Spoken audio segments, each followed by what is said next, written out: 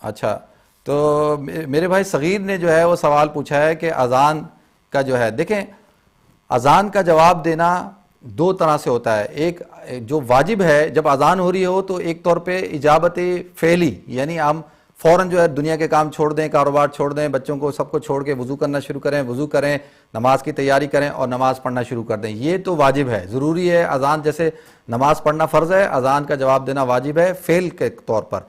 एक होता है कौली। कौली क्या है कि ऑलरेडी एक शख्स मस्जिद के अंदर बैठा हुआ है और मस्जिद में बैठा हुआ है या वो अजान की आवाज़ उसको सुन रहा है, वो तो उसके ऊपर मुस्तहब है कि वह अजान का जवाब भी दे सकता है और ना देना चाहे, तिलावत कर रहा है तो तिलावत भी कर सकता है। मुख्तसरन मैं आपको बता दूं कि अजान का जो जवाब है, जो अजान के अल्फाज हैं उनको दोहराना। अल्लाह अकबर जब इमाम मुअज्जिन कहे तो आपने अल्लाह अकबर कहना है, वह अशहदु अल्ला इलाहा इल्लल्लाह कहे आपने अशहदु अल्ला इलाहा इल्लल्लाह कहना है। जब वह अशहदु अन्ना मुहम्मद रसूलुल्लाह कहे आपने सल्लल्लाहु अलैहि वसल्लम अशहदु अन्ना मुहम्मद रसूलुल्लाह कह के, और जो है जब हय्या अला सलाह हय्या अल फलाह कहे तो आपने ला हौला वला कुव्वता इल्ला बिल्लाहिल अलिय्यिल अज़ीम कहना है। और जब यानी मुकब्बिर जो है तकबीर कहे कद कामतिस सलाह कद कामतिस सलाह, तो अकामा अल्लाहु अदामहा, कि अल्लाह इसको कायम कर, उसको हमेशा हमेशा इसी तरीके से नमाज को कायम कर। तो ये जवाब देना, ये किसी भी आप किताब के अंदर जो है वो देख कर याद कर सकते हैं। तो उम्मीद करते हैं आपके सवाल का जवाब हो गया होगा। मेरे भाई मुसद्दिक ने मुझसे सवाल पूछा है माशाल्लाह कि बच्चे की नैपी चेंज करने से क्या जो है वो वज़ू टूट जाता है। तो देखिए मेरे भाई, बच्चे की नैपी चेंज करने से वज़ू नहीं टूटता। वज़ू तो जो है इंसान के जिस्म के अंदर से माखरज मिन अस्सबीलैन, दोनों रास्तों में से कोई चीज़ निकले यानी नापाकी निकले और या जिस्म के अंदर से खून निकल जाता है या मुंह भर के जो है वो उल्टी हो जाती है, तो इन चीज़ों से जो है वो वज़ू टूटता है। हाँ, नैपी चेंज करते हुए इस बात का ख्याल रखना चाहिए कहीं ऐसा ना हो कि वो नापाकी हमारे जिस्म पे ना लगे। अगर नापाकी हमारे कपड़े पे लग गई है और हम बावजू हैं तो वज़ू रहेगा, लेकिन उस कपड़े को आपको पाक करना ज़रूरी होगा। हाथों पे लग गई है तो हाथों का पाक करना जो है वो ज़रूरी होगा। उम्मीद करते हैं आपके सवाल का जवाब हो गया। फवाद भाई ने सवाल पूछा है कि जी बच्चा है, उस बेटे का नाम जो है वह अहद रख सकते हैं। देखें कुरान कहता है कुल हुवल्लाहु अहद, कह दो कि अल्लाह एक है। अहद के माने होते हैं तन तनहा यकता, आप बिल्कुल रख सकते हैं। और अगर अकेले नहीं रखेंगे, आप सिर्फ रखेंगे अब्दुल अहद यानी अहद का बंदा, बिल्कुल आप रख सकते हैं। अल्लाह का नाम है और इस नाम के बहुत सारे फ़वाइद भी हैं, बिल्कुल रखा जा सकता है। बाद लोगों से मैंने सुना है कि लोग कहते हैं कि जी अहद नाम नहीं रखना चाहिए क्योंकि फिर और औलाद नहीं होती, यानी जो अहद रख लें तो अहद तो तन्हा यकता को कहते हैं, तो लिहाजा और कोई औलाद नहीं होती। तो इंशाल्लाह हकीकी के बारे में आपको मैं जवाब दूंगा एक मुख्तसर से वक्फे के बाद इंशाल्लाह। वेलकम बैक नाज़रीन कराम, एक दफ़ा फिर मैं आपको प्रोग्राम रमज़ान हमारे साथ में खुशामदीद कहता हूँ। माशाल्लाह वक्फे से पहले आपके हज़रात की मैं कॉलें ले रहा था। मेरे एक भाई ने सवाल पूछा था हकीकी के बारे में। देखें, अगर अल्लाह रब्बुल इज़्ज़त किसी को औलाद से नवाजे, उसको औलाद अता फ़रमाए, अगर लड़का अता फ़रमाए तो उसके इवज़ में जो है वो 2 बकरे या 2 बकरियाँ जो जिनकी कुर्बानी की जा सकती है उनको करना होगा। और अगर अल्लाह रब्बुल इज़्ज़त बेटी अता फ़रमाए तो उसके इवज़ जो है एक जो है वो बकरा या बकरी को जो है वो आप उसकी कुर्बानी दे सकते हैं हकीके के तौर पर। और ये बेहतर ये है कि इसको 7वें दिन किया जाए, यानी 7वें दिन जो है, जैसे मैं आपको यानी मुख्तसरन बता दूं, बच्चा पैदा हो, पैदाइश के फ़ौरन बाद उसके कान में अजान दी जाए और जो है दोनों कानों के अंदर अजान दी जाए। उसके बाद उसको तहनीक कराया जाए, तहनीक कहते हैं अरबी के अंदर और पंजाबी में गुड़ती कहते हैं, गुड़ती दी जाए कि यानी खजूर जो है वो उसको चटाया जाए, अगर खजूर नहीं है तो शहद चटाया जाए थोड़ा सा, तो ये सुन्नत है।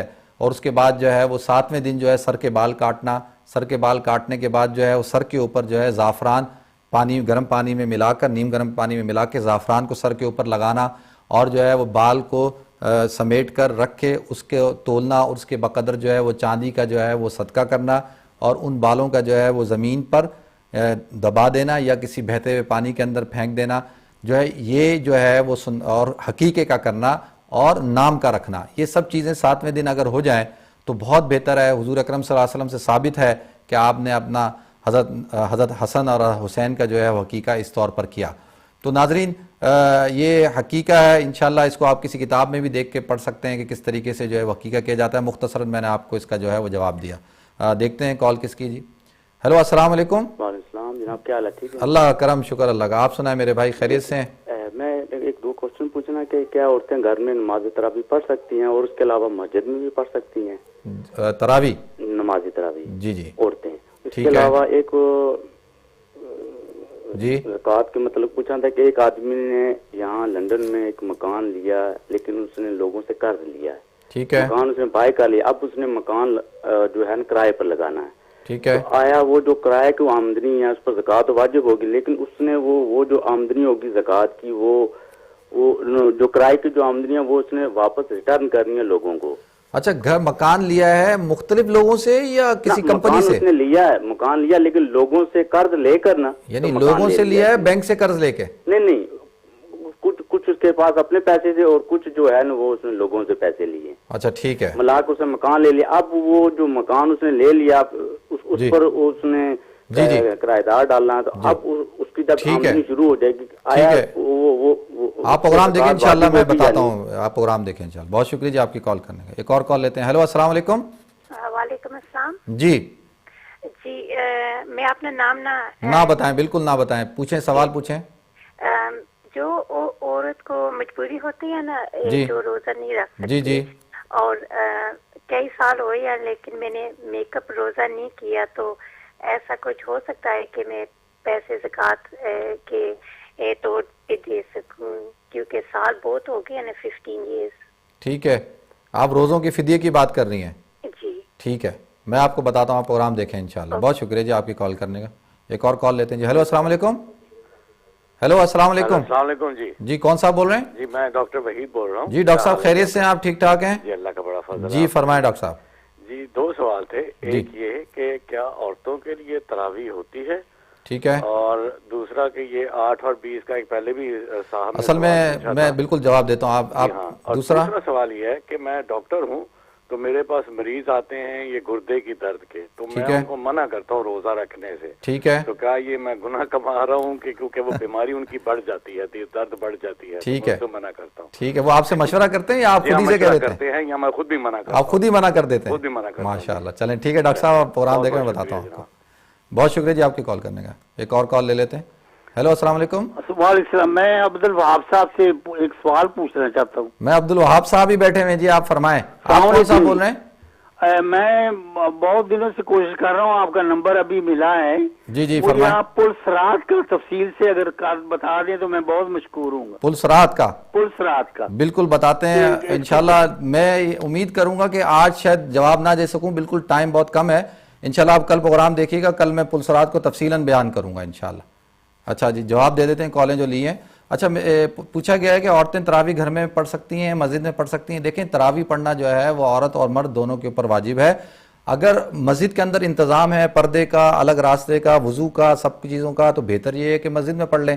लेकिन जिनके बच्चे छोटे हैं, जिनको घरेलू मसरूफियात हैं, तो औरतें जो है वो घर में भी तरावी पढ़ सकती हैं। और उनको घर में, हुजूर ने फरमाया कि औरत की नमाज, घर की नमाज मस्जिद की नमाज से जो है वो बेहतर है। अगर मस्जिद में जाके पढ़ना चाहें तो मोस्ट वेलकम, वो जाके पढ़ सकती हैं अगरचे इंतज़ाम हो। इसी तरीके से मेरे भाई ने एक बड़ा कॉम्प्लिकेटेड सा सवाल पूछा है कि जी उन्होंने मकान लिया है और वो लोगों से लोन लेके लिया है और वो किराए पे दिया है। पहली बात तो मेरे भाई मुझे एक बात बताएं कि कर्ज लेना अच्छी बात नहीं है, वो भी जबकि चलो इस बात पे लिए जाए कि वो आदमी अपने लिए मकान खरीद रहा हो। लेकिन अगर मकान लेकर किराए पे देने के लिए जो है वो कर्ज ले रहा हो, तो वो खुदा ना खास्ता वो कर्ज अगर अदा नहीं कर सका तो फिर उसके साथ क्या मामला होगा? कल क़यामत के दिन उसको जो है वो जवाब देना होगा। तो अब ये असल में पर्सनल लोन के तहत में आता है, तो लिहाजा अब उनके ऊपर ज़कात उस वक्त तक नहीं होगी जब तक वो कर्ज खाओं के कर्जों को उतार ना दें। और जो किराया आ रहा है उस किराए को भी जो है वो कर्ज खाओं के जो है कर्जे के ऊपर उतारें। उसके बाद जब कर्जा उतर जाए तो उसके बाद जो है वो इनको ज़कात देनी होगी, क्योंकि ये पर्सनल लोन हो गया। अगर वो मॉर्गेज का हो, अपने रहने का हो, किसी कंपनी से हो, तो फिर उस पर ज़कात होती है। इसी तरीके से मेरी एक बहन ने पूछा कि जी अगर वो 15 साल हो गए, उनको नापाकी की वजह से या पीरियड्स की वजह से वो रोज़े नहीं रख पाई, जो रोज़े कज़ा हो गए, 15 साल से उन्होंने रखे नहीं, तो अब वो क्या करें?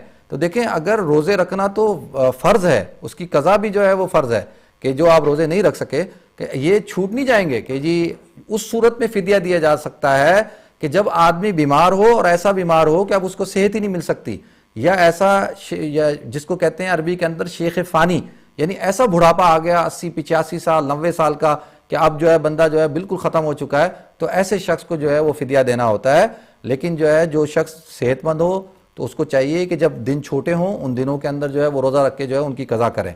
अच्छा, इसी तरीके से डॉक्टर साहब ने सवाल पूछा है कि डॉक्टर वहीद साहब ने, कि औरतों की जो तरावी है, तो औरतों के लिए देखें मैंने अर्ज़ कर दिया कि औरतें तरावी घर में भी पढ़ सकती हैं, मस्जिद में भी पढ़ सकती हैं, और जो है बेहतर ये है कि घर के अंदर पढ़ें। अगर मस्जिद में इंतज़ाम है पर्दे का तो बिल्कुल मस्जिद में जाके भी पढ़ सकती हैं। और जो है आपने 8 और 20 तरावी का पूछा है, मुख्तसरन आज जवाब देता हूँ, इंशाल्लाह कल या इससे अगले प्रोग्राम में तफसील के साथ जवाब दूंगा कि अहले सुन्नत वल जमात के नज़दीक जो है वो तरावी जो है वो 20 रकात है। हुजूर अकरम सल्लल्लाहु अलैहि वसल्लम ने 3 दिन तक जो है तरावी पढ़ी, 20 रकात पढ़ी। हज़रत उमर रज़ी अल्लाह तआला अन्हु ने इसका क़याम किया, 20 रकात पढ़ी। मक्का मदीना के अंदर भी, पूरी दुनिया के अंदर 20 रकात पढ़ी जाती है, 8 रकात नहीं है। और जो हदीस 8 रकात वाली है वो तरावी की नहीं है, वो तहज्जुद की नमाज की है, क्योंकि तहज्जुद की नमाज जो है उसके अंदर 8 रकातें पढ़ी जाती हैं। इंशाल्लाह फिर इस पर तफसील से भी गुफ्तगू करेंगे। इसी तरह डॉक्टर साहब ने कहा कि जी वो खुद से मशवरा देते हैं लोगों को कि रोज़ा ना रखो। देखें, अगर कोई शख्स है, अगर उसको किडनी की बीमारी है और आप ये समझते हैं कि उसकी तबीयत बहुत ज़्यादा ख़राब हो रही है रोज़ा रखने से, और वो उसको जज्बा है कि जी मैंने रोज़ा रखना है, तो आप बिल्कुल सही मशवरा देते हैं कि भाई तुम रोज़ा ना रखो, तुम्हारे रोज़ा रखने से तुम्हारी तबीयत ख़राब होती है, बल्कि जब तबीयत ठीक हो जाए तो उस वक्त रोज़ा रख लेना। इसी तरीके से मेरे एक भाई ने सवाल पूछा है पुलसरात के बारे में, तो हम बिल्कुल प्रोग्राम के आखिरी लम्हात के अंदर हैं। इंशाअल्लाह कल जो है मैं पुलसरात के ऊपर जो है वो बयान करूँगा, बात करूँगा, आप देखते रहिएगा। नाज़रीन से गुजारिश है कि वो दुआओं में हमारे साथ शामिल हो जाए। अल्लाहुम्मा सल्लि अला सय्यिदना मौलाना मुहम्मद व अला आलि सय्यिदना मौलाना मुहम्मद सलातन तकूनु लका रिज़न व लहु जज़ाअन व लिहक्की अदावातिल वसीला वल फज़ीला व दरजतर रफ़िया वल मक़ाम महमूदन अल्लज़ी वअदता वज़ियन्ना मा व अहलु वज़ि अफ़ज़ल मा जाज़ैत नबिय्यन क़ौमिही व रसूलन उम्मतिही व सल्लि अला जमी इख़वानिही मिनन नबिय्यीन व सालिहीन या अरहमर राहिमीन या अरहमर राहिमीन या अरहमर राहिमीन। या अल्लाह तू हम सब के सगीरा कबीरा गुनाहों को माफ़ फरमा, या अल्लाह तमाम ख़ताओं से दरगुजर फरमा, या अल्लाह तू रहम का, करम का, फ़ज़ल का मामला फरमा। या अल्लाह मेरी एक बहन ने कॉल करके कहा कि उसकी या अल्लाह दादी बीमार है, या अल्लाह तू उनको सेहत कामिला अता फरमा। या अल्लाह जो घरों में मरीज़ हैं, या अल्लाह परेशान हाल हैं, या अल्लाह तू उनकी परेशानियों को, उनकी बीमारियों को ख़त्म फरमा। या अल्लाह हमारे रोज़ों को कबूल फरमा, या अल्लाह हमारी तरावी को कबूल फरमा। या अल्लाह हमारे पर आसानियों का, रहम का मामला फरमा। या अल्लाह पाकिस्तान की हिफाजत फरमा। या अल्लाह पाकिस्तान के अंदर या अल्लाह हमारे मुसलमान भाई परेशान हाल हैं, या अल्लाह तू उनकी आजमाइश को ख़त्म कर दे। या अल्लाह तू रहम का, करम का मामला फरमा दे। या अल्लाह नबी करीम सल्लल्लाहु अलैहि वसल्लम के सदक़े हमारी दुआओं को कबूल फरमा। सुबहान रब्बिका रब्बिल इज़्ज़ति अम्मा यसिफ़ून व सलामुन अलल मुरसलीन वल्हम्दुलिल्लाहि रब्बिल आलमीन। नाज़रीन, इंशाअल्लाह कल हमारा प्रोग्राम दोबारा आप देखिएगा 7:30 से इफ्तार तक। कल तक के लिए मुझे इजाज़त दीजिए, अपनी दुआओं में याद रखिएगा। वस्सलामु अलैकुम।